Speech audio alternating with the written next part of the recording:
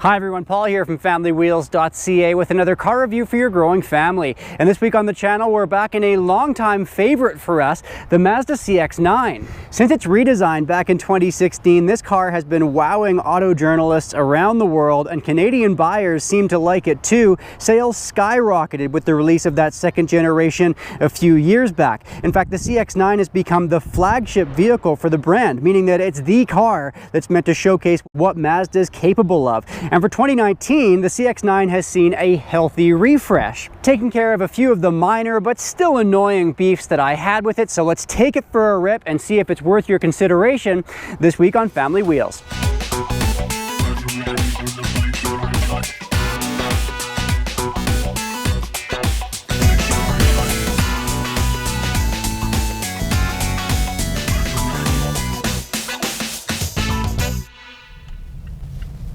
Well, lately it's been seeming like a lot of the reviews I've been doing with you, I've been bogged down in options and packages, things that take what can be a very reasonable starting price in a vehicle and drive it skyward very quickly. That Mercedes that I was in last week, a couple of weeks ago, I was in a Ford, same deal. So it's a refreshing difference to see here in the CX-9 that there really aren't that many options once you get beyond the trim levels. It has a starting price at $36,700 Canadian, but that is a little bit deceiving because the base GS model is just front-wheel drive, which isn't going to be of much interest to the Canadian market. So you pile on all-wheel drive, and this car starts, for all intents and purposes, at an even 40 grand. And for that price, you're getting 3 rows of seating, 3 zones of climate control, 18-inch alloy wheels, LED headlights, an 8-way power driver's seat, heated front seats, blind spot monitoring. New for 2019, it's the first Mazda to ever offer Apple CarPlay and Android Auto, and that takes care of one of my big beefs right there. And we also have new for this year, all CX-9s with all-wheel drive now come with Mazda's iActive safety features. Lane keep assist, adaptive cruise, autonomous braking, automatic high beams. That's a lot of car for 40K. The GSL trim adds on a powerlift tailgate, bigger 20-inch wheels, a sunroof, leather, a slightly larger infotainment system screen, and a heated steering wheel. And at $43,300, that seems like the real value buy to me. But it's the GT that's the best seller in Canada, making up almost 40% of CX-9 sales. It layers on a whole bunch of new features that weren't previously available. Ventilated front seats, a 360-degree parking camera, a new digital instrument cluster here in front of the driver, and power folding side mirrors. And this top-tier signature trim that we're driving comes in at $51,500 Canadian, but it piles on the luxury appointments. Things like Napa leather, real rosewood inlays, and new for 2019, a frameless rear view mirror. This signature trim interior is one of my absolute favorites on the market these days. It looks and feels amazing. And what I like about the way that Mazda has laid out this lineup is that there's kind of something for everyone. There's great standard features for the value-conscious buyers on the base trim, and then if you really want all the bells and whistles and you want the luxury appointments, you can climb into this signature and really feel like you're in something super high-end. But even still, 51 grand for what you're seeing here as tested is phenomenal value and has it playing in the same sandbox, I think, as the Acuras and Lexuses of the world, but at a much more reasonable price point. Meanwhile, regardless of the trim you choose, you're getting, I think, the best looking 7-passenger SUV in this class. It looks so much sportier and so much more refined than its direct competitors like the Honda Pilot or Nissan Pathfinder or Toyota Highlander. I love that long, sweeping, athletic hood, that sharp drop away off the nose. It's really well proportioned too, and Mazda designers pulled off some trick of the eye here because it really doesn't look like a big hulking 3-row family hauler, but it is, and it still has a top Safety Pick Plus rating from the Insurance Institute for Highway Safety. Now, in terms of the powertrain, it's exactly the same on all CX-9s. You've got a 2.5-liter 4-cylinder turbocharged engine on board, which really on paper doesn't sound like it should be enough for an SUV in this size range. But it's actually quite eager, putting out 227 horsepower and a nice kick of torque for some surprisingly good off-the-line performance, or if you need to pass somebody on the highway. One thing that this engine just can't muster, though, compared to its competitors, is towing capacity. While the Highlander and the Pilot can bench 5,000 pounds, and the Pathfinder kicks that up to 6,000 pounds. The CX-9 tops out at 3,500, which would definitely limit you to a smaller trailer. And while many other SUVs are going up to a 7, 8, or even 9-speed automatic transmission, the CX-9 seems stuck in the past a little bit with a lowly 6-speed.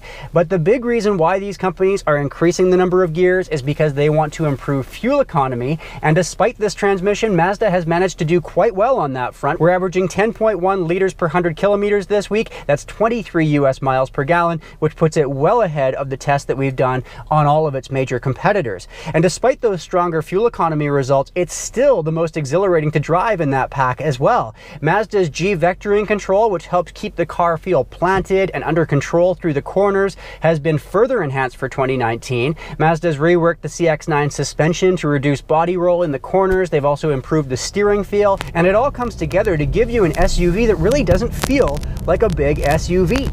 And that has me kind of bummed out that we don't have paddle shifters here on the CX-9. We're seeing them pretty much adopted across the industry at this point. Even that Honda Odyssey minivan that we were testing in the summer has paddle shifters. And given how surprisingly fun this car is to drive in the corners, it seems like a prime candidate for a pair right here on the steering wheel.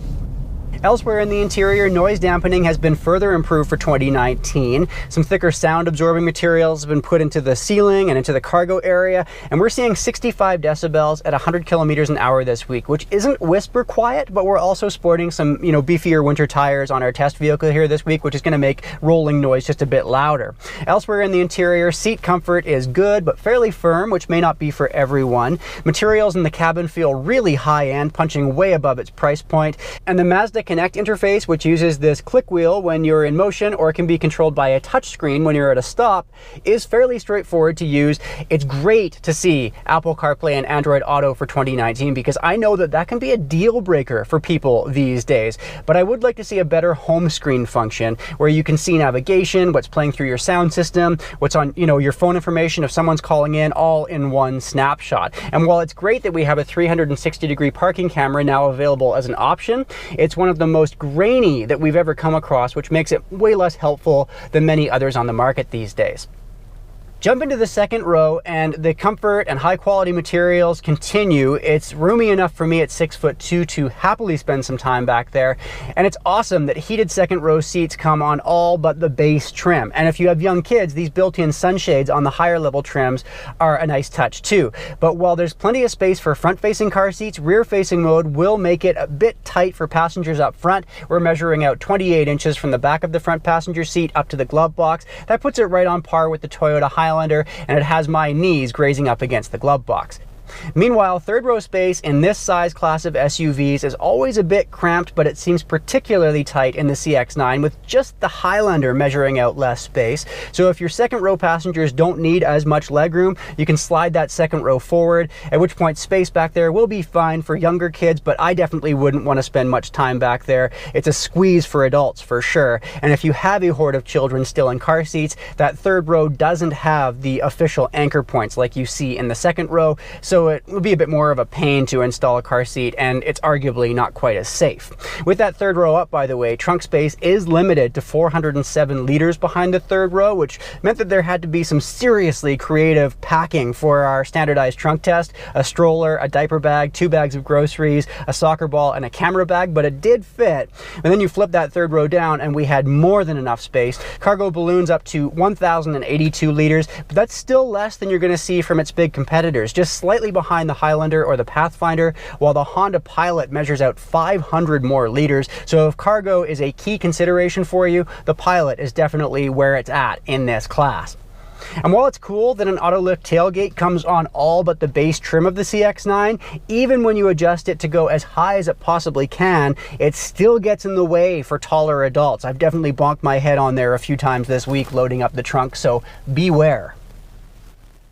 So still a few little annoyances here in the CX-9, but it has seen some huge improvements for 2019 in what was already a very good vehicle. So if Mazda isn't on your radar, it absolutely should be. Here's a brand that I think has cracked a triple threat formula in the auto industry. It has the amazing value and standard features that we see in the Korean brands. It has the refinement and luxury appointments like we'd see in the Europeans, and it has the quality and reliability of a car designed and built in Japan. It's not the roomiest 7-passenger choice, but if you just use that third row from time to time, the combination of fun to drive while still being pretty fuel efficient and really not feeling like a 7-passenger SUV when you're driving it or looking at it from the outside makes it a really captivating combination. Now remember, if you'd like to see our bullet point report card on this and all the cars that we test, you can always head over to familywheels.ca, and if you like what you're seeing, make sure to throw a sub our way because we have a new family focused car review for you every week.